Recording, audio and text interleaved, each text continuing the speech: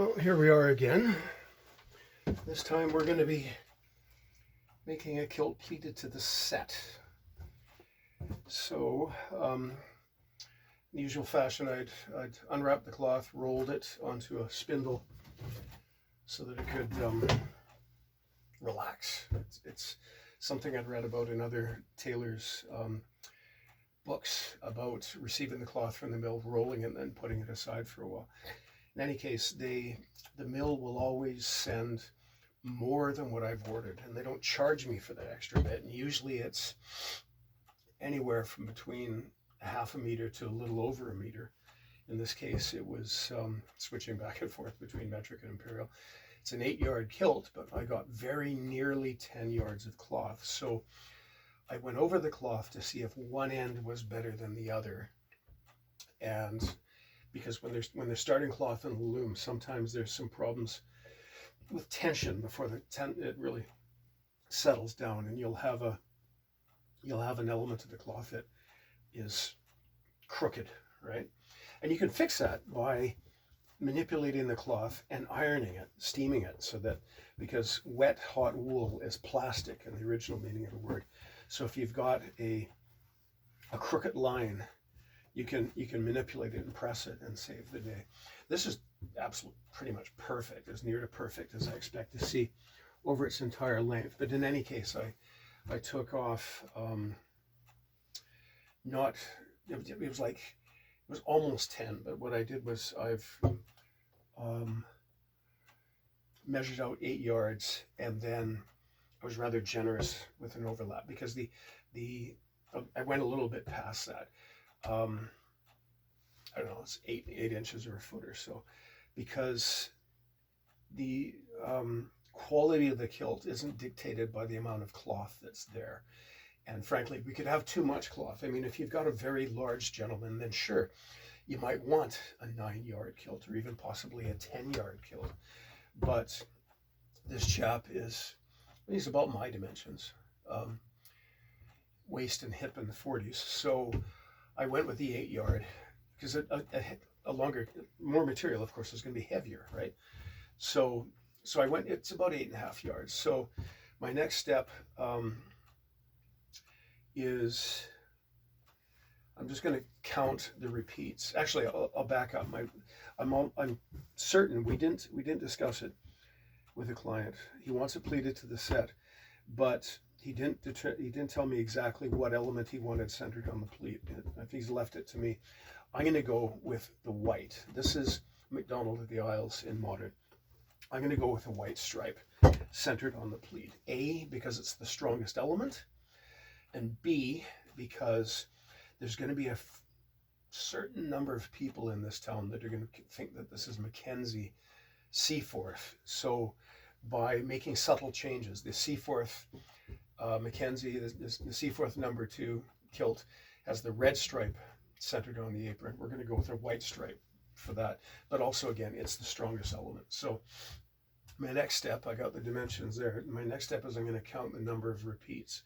Now that isn't quite a full set there, so I'm going to start with this one. 1, 2, 3, 4, 5, 6, 7, 8, 9, 10, 11, 12, 13, 14, 15, 16, 17, 18, 19, 20, 21, 22, 23, 24, 25, 26, 27, 28, 29, 30, 31, 32, 33, 34, 35, 36, 37, 38. Okay. Half of 38, well, half of 30 is 15. Half of 8 is 4, so 15, 16, 17, 18, 19. So 1, 2, 3, 4, 5, 6, 7, 8, 9, 10, 11, 12, 13, 14, 15, 16, 17, 18, 19,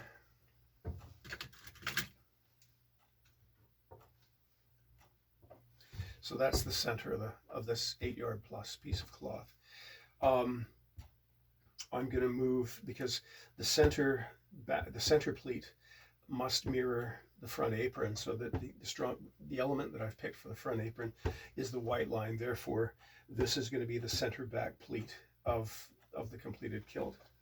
Now, 19 and 19, of course, 38's an even number, but I'm going to move one over. I might wind up moving a second over, for reasons that I hope I remember to explain later. Broadly, when we're actually, I'll explain it now. When we're counting the pleats, we remember that the last repeat. Let's imagine that this is the last element before, or the last repeat before it's time to lay out the apron. This isn't going to be a pleat. This is going to be the spot where the apron and the last pleats meet. Just taking this piece as an example. So, so we're going to want to move over one in any case, but an even number, 19 and 19. So I'm going to make that my center pleat for now.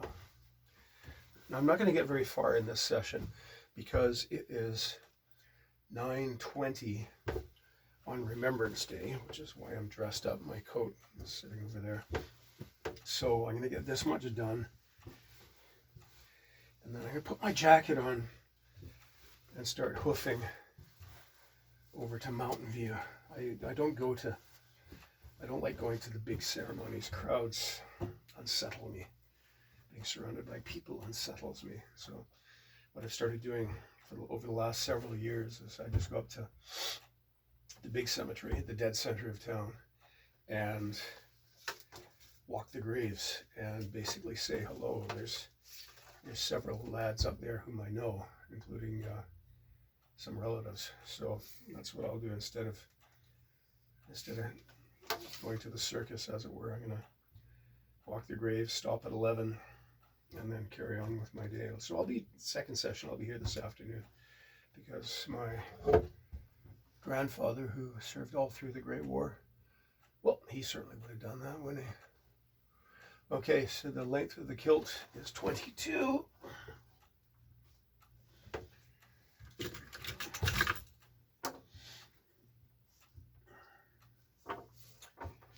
And the length of the fill as measured is 9. Okay, this is nice, because so far everything, the measurements I'm making are falling on an element of the tartan, so that's a bit of a relief. There's 2.5. Now 44 waist. Let's start with 22 and 22.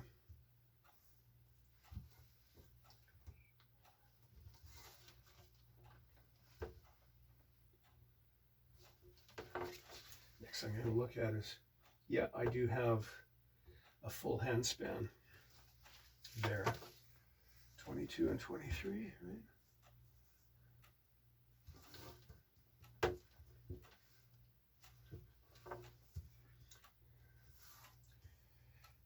I don't wear good clothing often enough. I should dress up like this every day. Now here, you may not be able to see it, but here is an example of how we get those minute variations, but significantly minutely significant variations in scale, because there's the center of the apron. At least it's the center of the apron so far. I still might move it over one element. And centered at the hip, 11.5, 23 comes exactly 1/4 inch outside of the red line, but 23, sorry, half of 23, 11.5 comes to just at the edge of the red. So we'll just let that go. Okay, I'm gonna mark at the edge, 22. And there's a difference here from the edge of the tartan. There's a difference here, again, close to 1/4 inch. So, drop my chalk. So I measured in the center of the apron. As you can see, it's a little above, about 1/8 of an inch, 3/16 of an inch above that double black line, but here it's smack on the double black line. So what I'm going to do is I'm going to increase the length from 22 to 22 1/4. Let's go with 22 3/8, because I can work with cloth that has remained a little bit too long, but I can't put cloth back on. So, because I don't know, there shouldn't be a tremendous variation continuing along the length, but the chance is that's there. And by adding that extra 1/8 of an inch, actually, relative to the center of the kilt, it's only an 1/8 of an inch, but relative from the bottom, it's 3/8 there, because again, the change in the scale.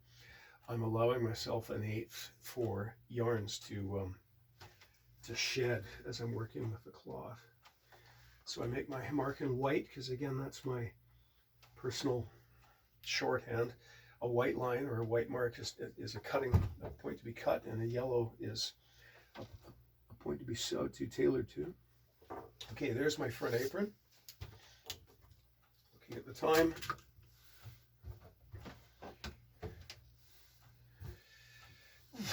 Now, this is very much planning in pencil. As I initially lay out my proposed apron pleat, because again, preferably we want it between 1/4 and not less than 1/4, and preferably not more than 1/3. Although you've seen in the other kilt, if it must be a larger, a deeper pleat, because the tartan, the cloth itself is dictating to us. This is 7 3/4, 7 5/8, the size of the set, which is getting up there. So I've tentatively laid it out. It may or may not be as deep as this, but I'm just doing that as a mark, just that little X to show that is about where my first pleat is going to be. Now let's go to the other end of the cloth. Now what I'm going to do is I'm just going to transfer these marks over here, because I want to refer to them when I'm working on that other end of the cloth, which is, after all, 8 yards away, isn't it? Get that out of there.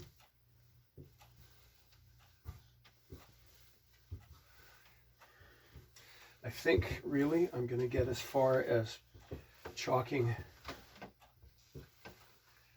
that apron, and then it'll time for me to don my duds and start hiking up to the cemetery.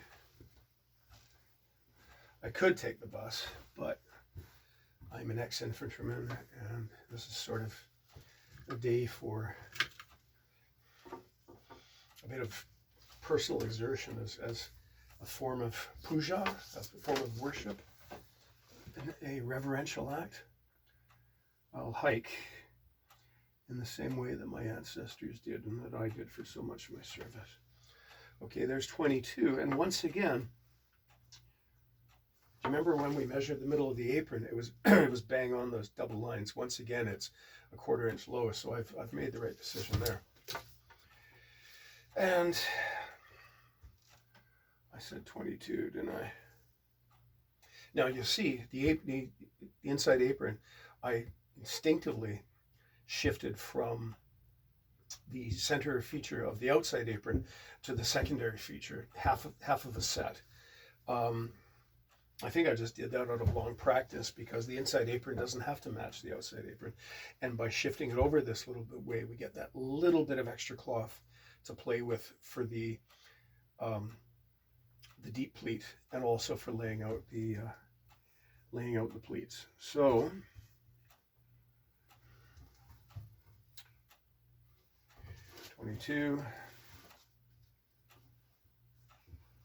Twenty-two, and again, see, we have a bit of asymmetricity here, because centered on the red line, I come tight up against the white line, but I am 1/4 inch shy of the white line on that side. Doesn't matter. That's bang on again, and 11.5. Just past the white line, and I've got a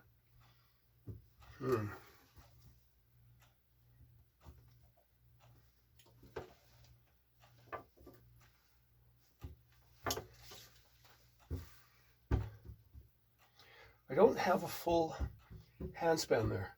And remember, I'm going to be taking off at least one strip from this end to be the fringe on the outside. So, okay, new plan. Let's strike out these lines to show that they no longer apply. Let's go with the white stripe.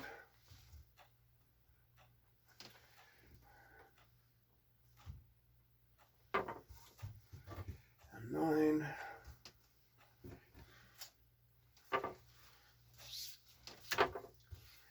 And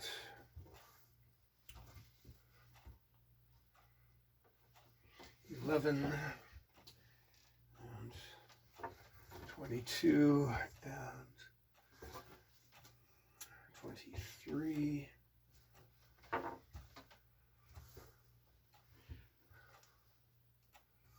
Once again, there's that asymmetricity appearing again. Okay, I like those lines better.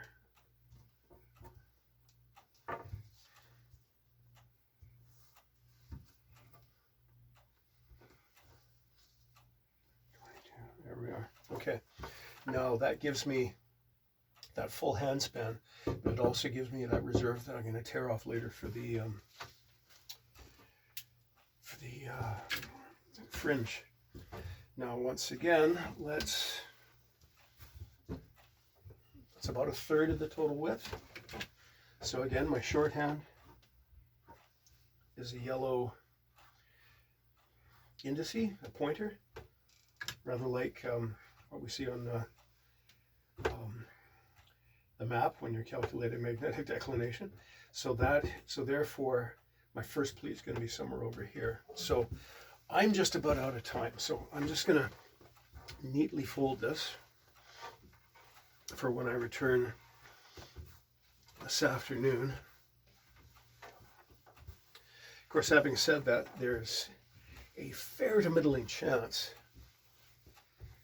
that I'll meet up with some of my old comrades today, some of my old soldiers, and there's just a chance that we might have a drink, which therefore, of course, I will lock myself out of the office so I don't come down here half in the bag and doing something that I possibly might later regret. So, very good. One doesn't say wish a happy Remembrance Day, but I wish you a thoughtful and contemplative Remembrance Day, and we'll check in with you later.